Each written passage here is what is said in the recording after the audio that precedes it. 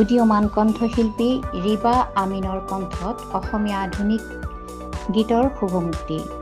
ৰিবা আমিনৰ নৈ বৈ যায় শীৰ্ষক গীতটি বৰনগৰ মিউজিক ক্লাবত কালি সন্ধিয়া 5 বজাত শুভমুক্তি দিয়া হয়। উল্লেখযোগ্য যে কণ্ঠশিল্পীগৰাকীৰ প্ৰথম গীত নৈ বৈ যায় এটলাছ ক্ৰিয়েশ্যন নামৰ ইউটিউব চেনেলটোত মুক্তি দিয়া হৈছে। গীতটিৰ গীতিকাৰ কেশৱ নয়ন অধিকাৰী, সংগীত বিভু মহন্ত, শব্দ সংমিশ্ৰণ মানস হাজৰিকা, পৰিচালনা পৰিকল্পনা অসমৰ বিখ্যাত ভিডিঅ' পৰিচালক দীপক দেৰ।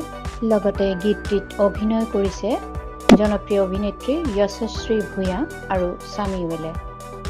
অনুষ্ঠানটোত উপস্থিত থাকে সমগ্ৰ বৰনগৰ অঞ্চলৰে সামাজিক সাংস্কৃতিক ক্ষেত্ৰৰ বহুতো বিশিষ্ট ব্যক্তি।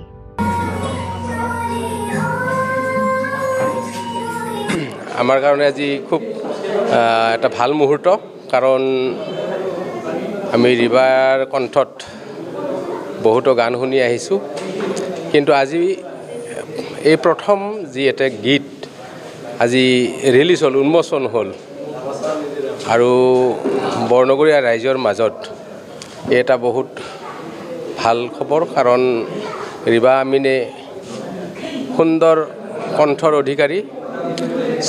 সৰস্বতীৰ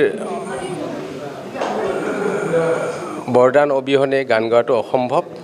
সেই বৰদানখিনি ৰিবাৰ তাত পৰিছে, আৰু মই আশা কৰিছোঁ সুন্দৰ সুকণ্ঠী গায়িকা হ'ব ভৱিষ্যতলৈ, আৰু এই গানটোৱে ৰাইজৰ মাজত খুব সমাদৰ লাভ কৰিবলৈ সক্ষম হ'ব। মোৰ বহুত ভাল লাগিছে আজি। মোৰ নিজৰ প্ৰথমটি গীত নৈ বৈ যায় আজি শুভমুক্তি লাভ কৰিছে। মই যথেষ্ট আশাবাদী। আশা কৰোঁ ৰাইজে মোৰ এই গীতটি আদৰি ল'ব, আশীৰ্বাদ কৰিব, মৰম দিব, যাতে আগলৈ মই এনেধৰণে ভাল ভাল কাম কৰি যাব পাৰোঁ।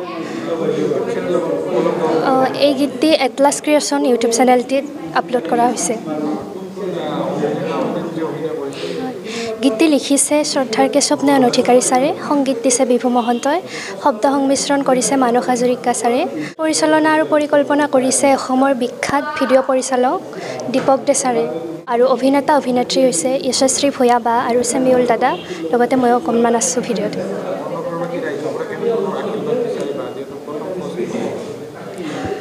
মই বিচাৰিম এনেদৰে যাতে সকলোৱে মোক সহায় সহযোগিতা কৰি থাকে, আশীৰ্বাদ কৰে।